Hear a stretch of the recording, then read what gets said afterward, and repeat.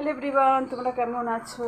আমি ভালো আছি। অনেক দিন পরে তোমাদের সামনে আসলাম। এখন বাজে পৌনে বারোটা না, হ্যাঁ প্রায় প্রায় 11:40 বাজে। এখন থেকে আমার ব্লগটা শুরু করছি। আমার ঘরের কাজ মোটামুটি হয়েছে, এখনও মানে কি বলতো পুরোপুরি হয়নি।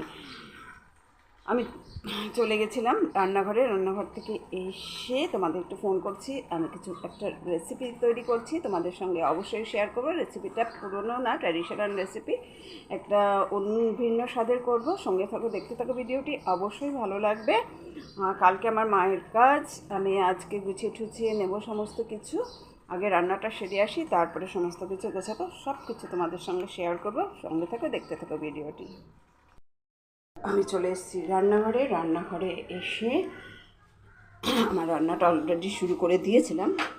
আমরা 50% মতো হয়ে গেছে। আমি দেখো এখানে বড় বড় চিংড়ি মাছগুলো ভালো করে ছাড়িয়ে ধুয়ে আমি সর্ষের তেল দিয়ে ভেজে নিয়েছি, নুন হলুদ মাখিয়ে।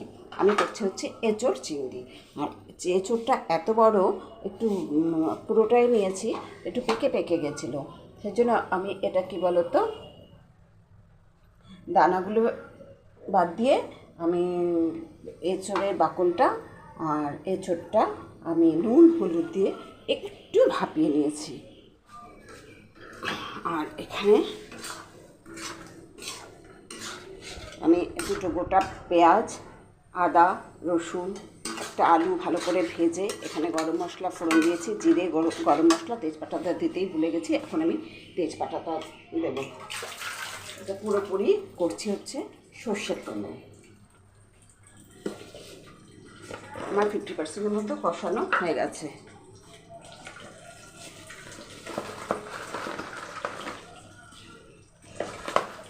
দেখো, আমি তেজপাতাটা দিতে ভুলে গেছিলাম। আমি এখানে দুটো তেজপাতা দিয়ে দিই। দেখো, দুটো তেজপাতা দিয়ে দিলাম। তেজপাতা দিয়ে দিই। এটা আরেকটু কষাবো, কষিয়ে আমি এঁচোড়টা দিয়ে দেবো। এঁচোড় আর চিংড়িটা দিয়ে দেবো, তাই দিয়ে কষাতে শুরু করবো। আমার প্রায় কষানো হয়ে গেছে, তেলও ছেড়ে দিয়েছে। এখন আমি এঁচোড়টা দিয়ে দিলাম। এটা খুব ভালো করে একটু কষাতে হবে।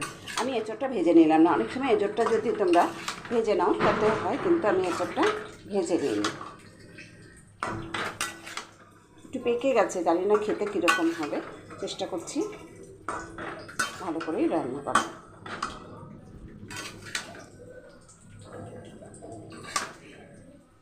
চিংড়ি মাছটা একটু পরে দেবো, নাহলে পরে গলে যেতে পারে।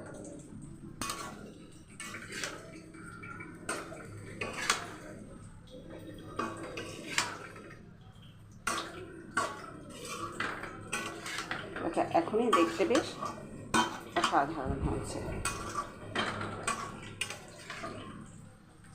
খুব ভালো করে এটা কষাতে হবে, যেহেতু আমি এঁচোড়টা ভাজিনি। আর যদি একটু ভেজে নিতাম তাহলে আমাকে কম কষালে হলেও হতে হবে। এটা কষানো হওয়ার পরে আমি চিংড়ি মাছটা দেবো।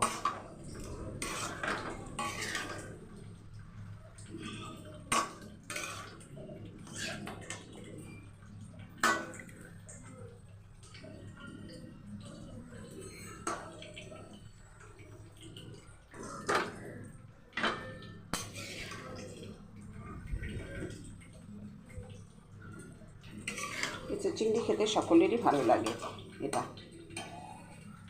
এপার বাংলা ওপার বাংলা সবাই খেতে খুব পছন্দ করে। আর ঠিকঠাক করে রান্না করলে তো একদম বলে না, এটা হচ্ছে গাছপাঠা, একদম মাংসের মতো লাগে। মাংসের থেকে একদম খাসির মাংসের মতো লাগে। আর এটার মধ্যে যদি খাসির মাংসের চর্বি দেওয়া যায় তাহলে তো আর কোনো দেখতেই হবে না। কিন্তু এখন তো এগুলো খাবার খুব একটা ভালো না শরীরের পক্ষে, সেই জন্য একটু অ্যাভয়েড করাই ভালো। তবে টেস্ট বাড়ানোর জন্য কিন্তু আমরা এটা করতে পারি। আমি যদি একদিন করি তবেই তোমাদের সঙ্গে শেয়ার করব। খুব ভালো করে এটা কষিয়ে নেব, তারপরে আমি চিংড়ি মাছটা দেবো। প্রথমেই বললাম এটা আমি ফুল ফ্লেমে রেখেছি।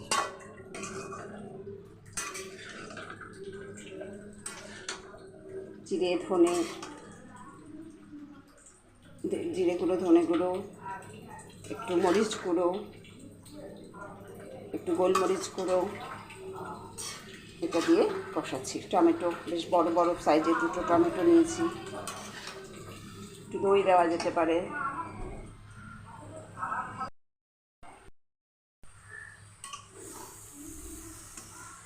ভালো করে একটু কষিয়ে নিই। এটার মধ্যে আমি একটু দই দেবো। এটা দই আর চিনিটা আমি একসঙ্গে ফেটিয়ে নেবো ভালো করে। ফেটিয়ে তারপরে এটার মধ্যে দিয়ে দেবো।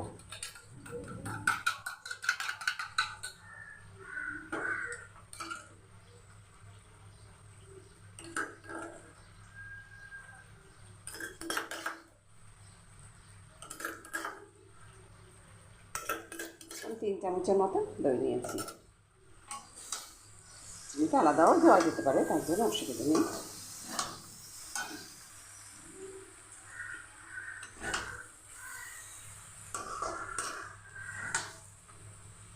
এটা একদম অনুষ্ঠান বাড়ির মতো হবে। এটা তুমি প্লেন ভাত দিয়ে খেতে পারো, রুটি দিয়ে খেতে পারো, পরোটা দিয়ে খেতে পারো।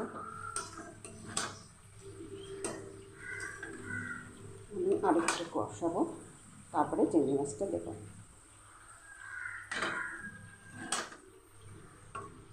কারণ এঁচোড়টা তোমার সেদ্ধই আছে, এর জন্য অসুবিধা নেই। এবার আমি চিংড়ি মাছটা দিয়ে দিলাম। বেশ বড় বড় সাইজের চিংড়ি মাছ, হচ্ছে বাগদা চিংড়ি। তোমরা চাইলে ছোটো কুচো চিংড়ি দিয়েও করতে পারো। আমার কাছে ছিল বড় চিংড়ি, সেই জন্য আমি বড় চিংড়ি দিয়েই করলাম।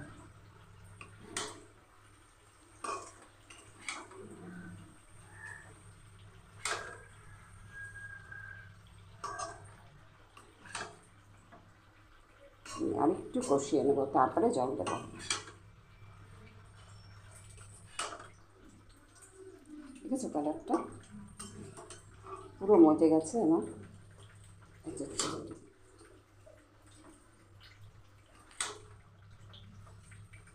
এটা তো এঁচোড়টা যদি না পেকে যেত আরও বেশি যায়। আসলে এটা কিনে আনিনি, এটা তোমাদের দাদাকে, আমার হাজব্যান্ডকে একজন দিয়েছে তার গাছ থেকে। বুঝতে পারিনি যে পাকবে। আর কিন্তু এটা কিছুদিন গাছে রাখলে, যেহেতু এটা জ্যৈষ্ঠ মাস, আর কিছুদিন গাছে রাখলেই কিন্তু পেকে যেত।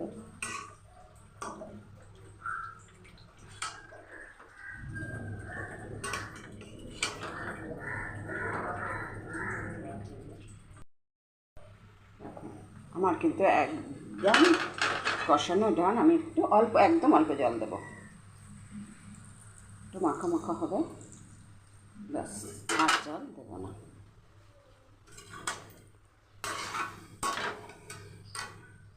একটু জল দিয়ে দিই, ব্যাস। আর জল দেবো।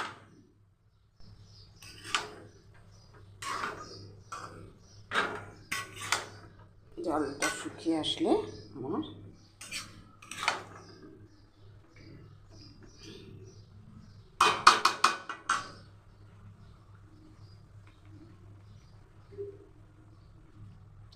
তার মধ্যে দেবো হচ্ছে গরম মশলা আর ঘি। অল্প জল দিয়েছি, সেজন্য একদম মাখো মাখো হয়ে গেছে। একদম মাখো মাখো হবে এটা, আমি ঝোল রাখবো না, যেহেতু আমরা রুটি পাউডার সঙ্গে খাবো, সেজন্য এটা ঝোল রাখবো না আমি। একদম মাখো মাখো। আবার এটা দিয়ে ঝোলও করা যায়, ভালো লাগে। তাহলে যদি ভাত দিয়ে খাওয়া একটু ঝোল লাগে, যেহেতু আমি রুটি দিয়ে খাবো, কিন্তু এই থিকনেসটাই থাকবে। আমি এটা বেশি ঝোল করব না। এবার আমি দেব শাহি গরম মশলা আর ঘি, আরেকটা ভাজা মশলা।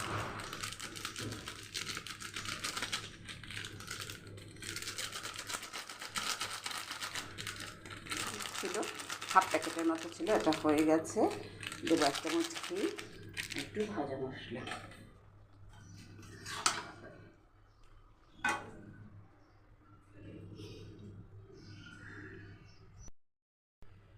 আমি এখন দেবো একটু ভাজা মশলা। আমি আগে থেকেই করে রাখি এই ভাজা মশলাটা, তোমাদের দেখাচ্ছি।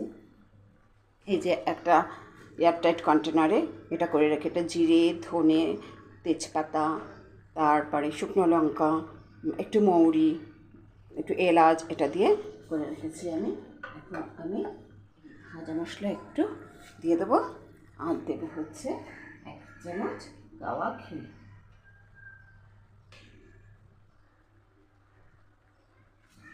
এই ঘিটা না দিলে কিন্তু স্বাদটা আমার আসবেই না। তাহলে আমার এঁচোড় চিংড়ি একদম রেডি। এখন আমি স্ট্যান্ডিংয়ের জন্য দেবো 5 মিনিট। আর এটা গরম গরম সার্ভ করো রুটি, পরোটা এবং পোলাও সব কিছুর সঙ্গে। দেখো চিংড়ি মাছগুলো গোটা গোটা রয়েছে, দেখতেও অসাধারণ হয়েছে, আশা করি খেতেও অসাধারণ হবে।